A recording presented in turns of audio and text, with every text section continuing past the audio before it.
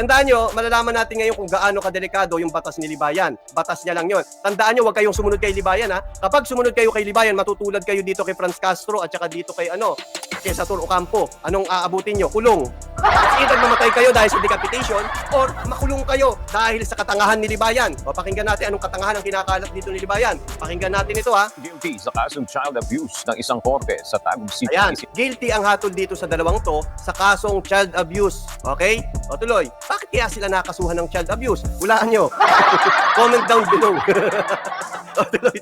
ACT Teachers Party List Representative Franz Castro at dating Bayan Muna Congressman Satur Ocampo. Patay sa desisyon ng Regional Trial Court Branch 2 sa Tagum City. Napatunayan Mayroon pala ako ng video dito sa UNTV. Bayan Muna Congressman Satur Ocampo. Patay sa desisyon ng Regional Trial Court Branch 2 sa Tagum City. Napatunayang lumabag sa Section 10A ng Republic Act 7610. Yun, di ba yun yung iniiyak-iyak ni Ganitamo Bisacol? Magpakita raw, patay daw yung batas na yun eh. Yung 10A, 10B, batas, ano raw yung patay daw yung batas na yun? Eh bakit nabuhay? Tignan mo, ganyan katatanga itong mga kabatas, ano? Kapag kayo naging kabatas, sabi ko sa inyo, magiging bobo din kayo tulad ni Ganitamo eh. Batas na yun eh. Kaya may lumabag doon, kaya wala, batas yun. Ang pinag-usapan namin sa debate, yung batas, hindi yung tumutupad o yung sumasaway.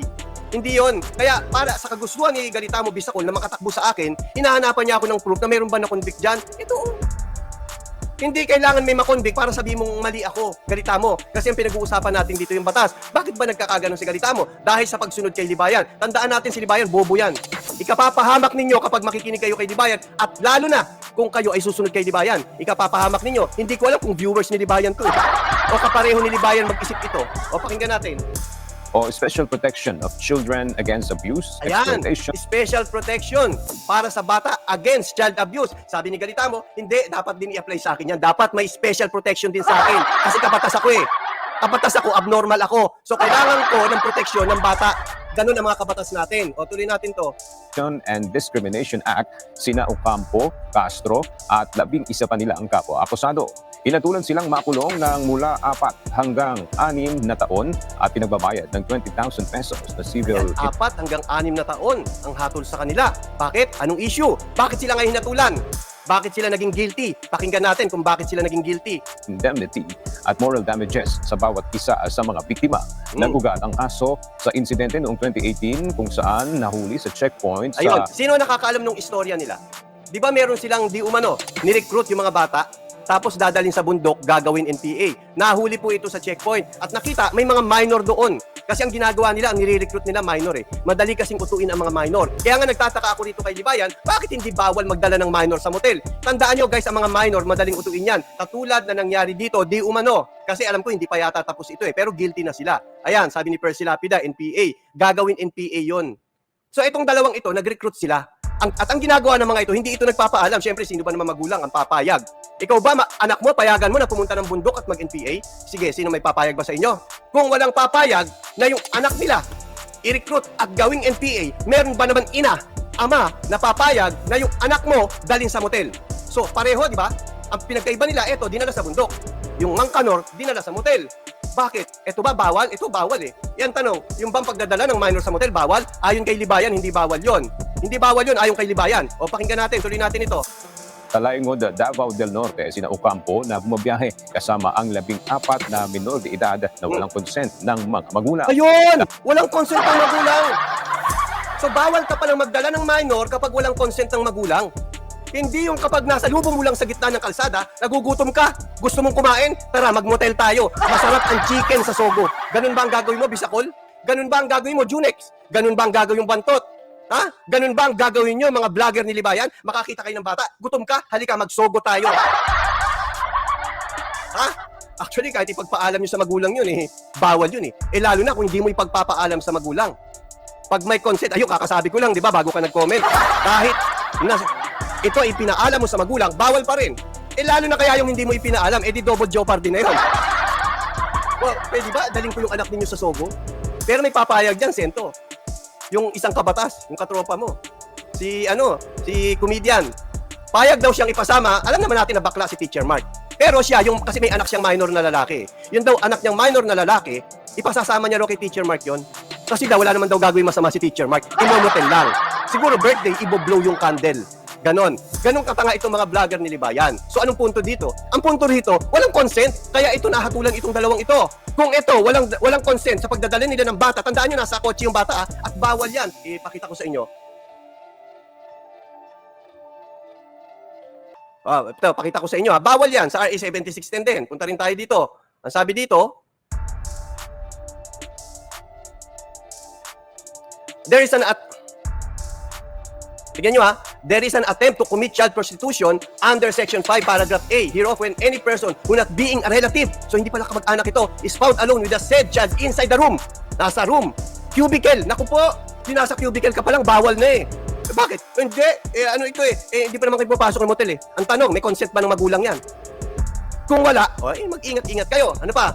Cubicle of a house, an inn, hotel, motel, pension house, apartel, or other similar establishment. Vessel, vehicle. Wow, kasama ang sasakyan. Kasama pala sasakyan. Kaya pala itong si Satoru Campo tsaka yung isang kasama niya, hinold ng sa checkpoint. Bakit? May kasamang bata sa sasakyan. So pareho ba?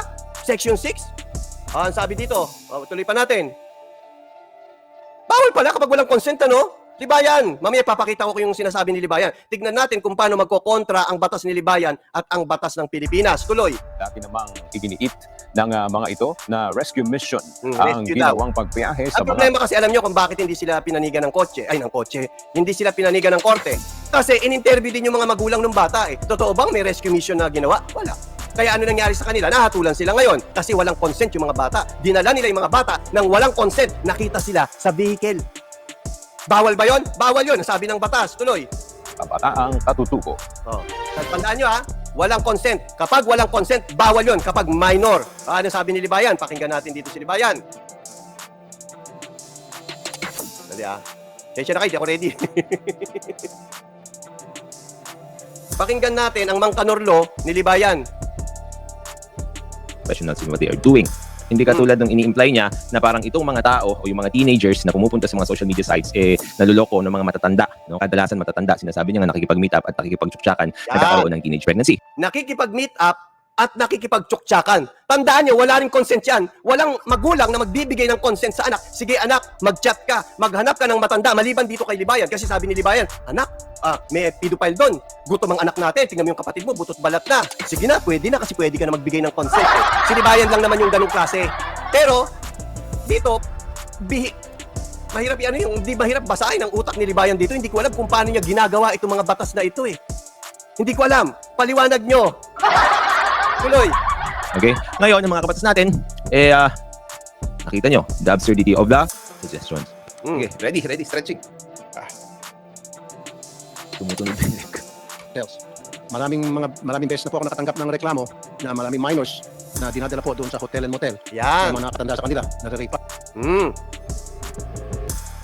Hotels and motels na dinadala na yung mga minors, ng mga nakakatanda sa kanila, tapos Because ginagasa pa. Ito, mga kabatas natin. Dapat kasi, ang tinitignan dito ni Raffy Tulfo, tinitignan ni Raffy Tulfo dito, is it illegal? Diba? Kapag hindi illegal naman, hindi mo pwedeng ipagbawal. Like for example, yung mga mas nakakatanda, dadalhin yung minor sa isang hotel. Hindi naman illegal yun tingnan nyo yung isang matanda magdadala ng minor sa motel, hindi raw illegal yun. Ang tanong ko sa'yo, yung isang matanda magdadala ng bata sa bundok, pareho walang consent. Siyempre, walang magulang magbibigay ng consent sa anak. Sige anak, mag-chat ka, maghanap ka ng matanda, mag-motel kayo, walang magbibigay nun. At wala rin magulang na magbibigay ng consent sa anak. Sige anak, sumama ka sa kanila, punta ka sa bundok, mag-NPA ka. Wala. So ano ang question dito? Ang tanong, meron bang consent? Wala. Illegal ba? Sabi ni Libayan, hindi raw illegal yun. Pakinggan natin ang katangahan ni Libayan. Hindi mo pwedeng ipagbawal. Like for example, yung mga mas nakakatanda, dadalhin yung minor sa isang hotel. Hindi naman illegal yun Tandaan nyo yung matanda, dadalhin yung minor sa isang motel para tsuktsakin. Ayon na rin sa kanya, makikipag-tsuktsakan, nakilala sa social media, pero para sa kanya, hindi raw illegal yun. So nakita ninyo kung gaano kadelikado itong batas ni Libayan, Mangkanorlo. May nasampulan na dyan. Ayan, yung mag-asawa, si Satoru Campo, at saka yung representative na babae ng kung ano man yon. Hindi sila, walang consent ng magulang. Lalo na ito, dadalhin sa motel ito. So nakita niyo kung anong katangahan ng mga batas ni Libayan? Libayan, paliwanag mo yan. Love you. So ayun lang guys, i-prepare ko lang yung sa Moto Lucy natin, may interviewin tayo mamaya. Ang ini-interview ko po rito, yung mismong asawa ng driver at may mga na-open dito. May mga na-open na hindi ko nabanggit doon sa una. So antayin ninyo, mamaya po pag-usapan natin yan at i-charge ko muna itong battery ko. Naggaganong-ganon na. Ingat po tayo mga kapatid hanggang sa muli po. Kita-kita tayo mamaya.